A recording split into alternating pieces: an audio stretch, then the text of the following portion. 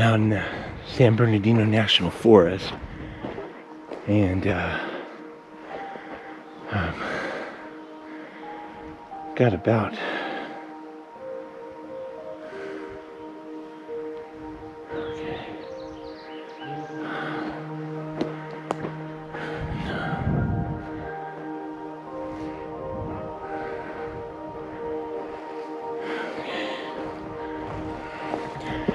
well, I'm out in the San Bernardino National Forest, and I'm trying to traverse through this trail, trying to get over to this peak over here so that I can hopefully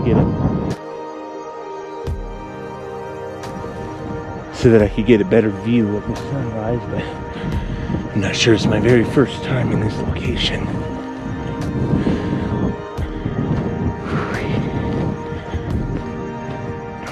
It's so beautiful out here.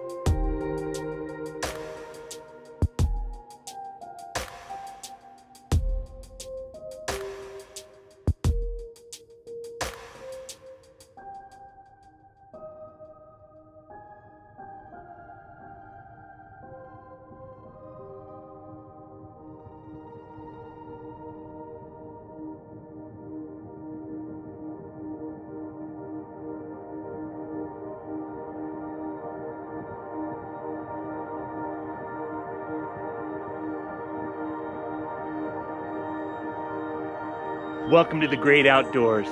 Hey, this morning I'm in the San Bernardino National Forest, and wow, it is stunning out here. I've been here all morning shooting various landscape compositions, and I've just been so fortunate to be here this morning, as the conditions were really beautiful. I didn't get to the spot where I was hoping to get to for my sunrise shot, due to the fact that the road that I studied out and the path that I wanted to take, I'm going to show you, I'm going to bring you down over here. The original path I wanted to take, the road was closed, and I got here at dark 100, but I didn't have enough time to hike over the peak and get there. But this is the beautiful scenery. You can see the sun coming up over the mountain ridge. It's probably, oh gosh, we're probably 45 minutes to an hour just into the golden hour, so that's about to end. But I'm really getting some nice colors out here. Just so thankful to be here today. The composition I was originally working with, when I first got here, I had my camera set up right here, and I realized the ridge out there was probably covering up some of the sweetest colors as the sun came up. So next time I venture out this way, I'm gonna come a little earlier. I got up at 3:15, by the way, this morning to get here. So when I say a little earlier, man, I should just pitch a tent, I guess. But I'm thinking that ridge, on the other side of that ridge, which I'm gonna hike over to today. But what I worked with today is, as you can see, we've got this beautiful little bush over here, and we've got these nice boulder formations here that I had on I was using the rule of thirds, and as part of my framing device was these boulders here, as well as this nice mature tree. And all of those were hopefully bringing our attention into the photograph.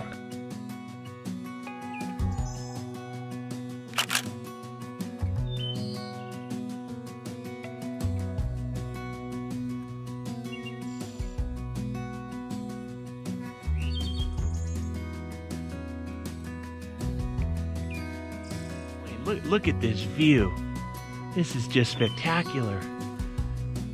Even now the lighting is hitting that mountainside over there, and I've been taking images all morning with my wide angle. I'm using my Canon 5DSR with my landscape lens, my 16-35, and I've also had a lot of shots that I've been taking with my 7D Mark II, and that has my 1-400 millimeter lens on this.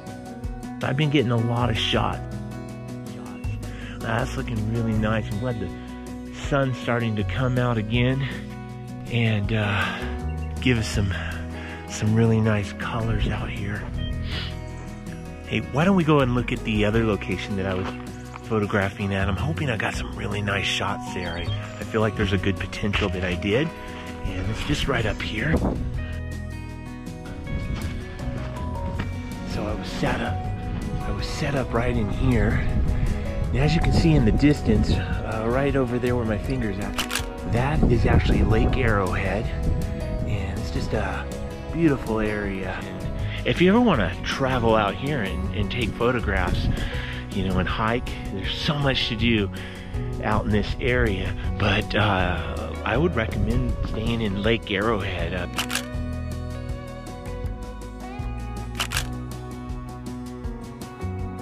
Big Bear is another amazing town that is further east.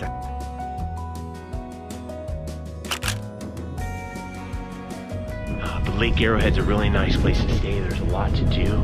But as you can see, what I was trying to do is I was trying to get the rock. I was trying to get the rocks over there with the trees. Also using this tree with the pine needles as framing devices, and just really trying to capture the beauty of the landscape out there. And so I'm really looking forward to getting home and checking all of that out.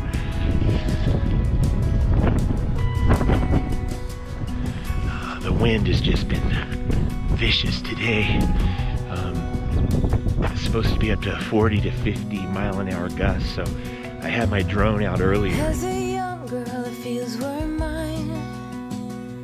We played hide and seek for hours, raised our shadows among the pines. So offshore, playful and free, without a care in the world. I was one rich little girl, daydreamer, kidnap me, take me back, all the way back to them days. Running around in a gown and a crown, barefoot.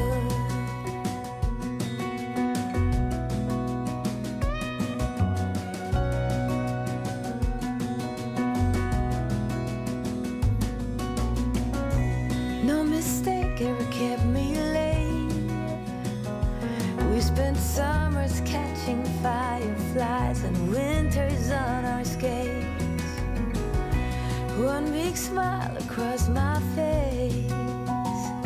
We used to dance our way to church on Sundays. Mama set the pace. Daydreamer, kidnap me, take me back, all the way back to them days.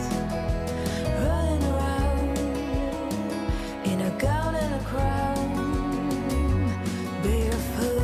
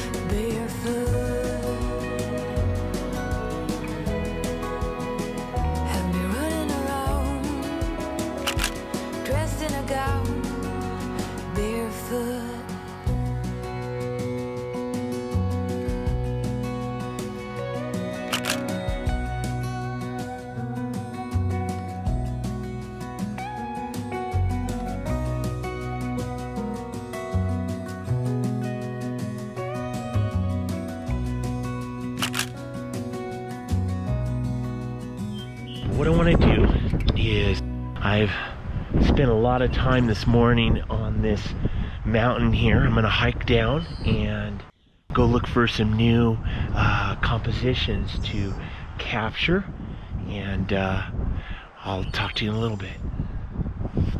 It's an important reminder that I want to give you, that you want to dress correctly. I've got my hiking boots on, thankfully, and it's still very slippery there. I got to be very careful. Also, one of the things that I do carry with me, as you see, is I have this Garmin InReach satellite pager and texter. It allows me to contact my family and let them know that I'm okay, especially when I'm out here. You know, if I take a fall, if I get lost, anything like that, I want to make sure that my family knows where I'm at, that they can contact authorities. Plus, I can hit SOS on this, and I'll put a link below in the description on how to get that. But I would highly recommend it. If you spend a lot of time out in nature and you're out in the forest like I am, you want that. You just never know what could happen. You don't want to get stuck. You want people to be able to find you, and so that's one of the things that I do as well. I also have my bear spray on me. I did a video on the importance of bear spray several months back, just showing that when studies have shown that when you use a firearm, and I'm not against using firearms out in the wild if it's a life or death situation, of course, but you use a firearm on a bear, and statistics show it's 1 out of every 2, 50% of people who discharge a firearm on a bear still get mauled and potentially die. But when you use bear spray, it goes from 50% all the way up to over 90%. So instead of having a 50% chance of survival if you run into a black bear like we have out here in these mountains, or a grizzly bear, your chances go up to 90%, and I like those odds, don't you? Anyways, those are a few things that I do for safety as well, and I just wanted to pass that along to you.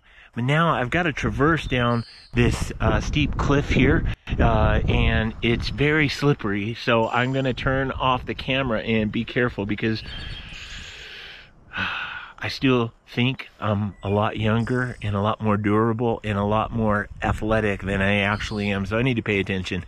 All right, I'll check in again in a little bit.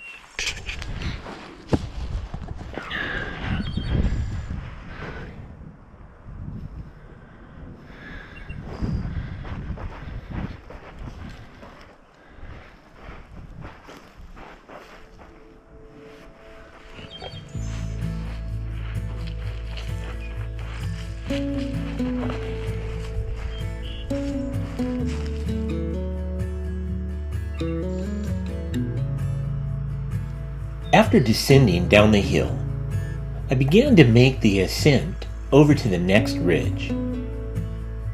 But after hiking down the trail quite a ways, I realized it would be a much longer hike than I originally anticipated, and therefore I decided that it would be better to do this on another day.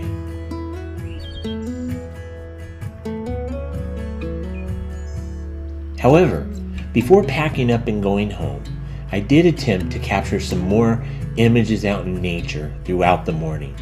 And so why don't I show you those right now?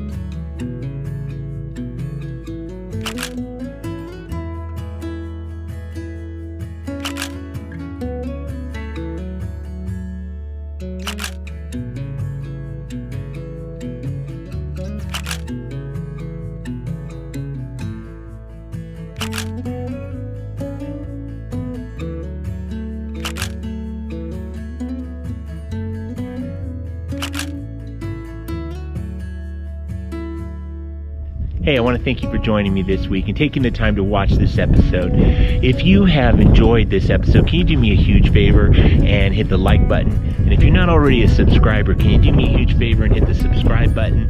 This really just hits the YouTube algorithms and it helps get my channel out to a broader audience. And if you could do that, I'd really appreciate it. It helps me a lot. But I really hope you've enjoyed this week's episode. I hope that it has inspired you to get your camera and get out in nature and start capturing some beautiful images. And I guess until next week, I just want to say have a great week, stay safe, and go out and capture the world.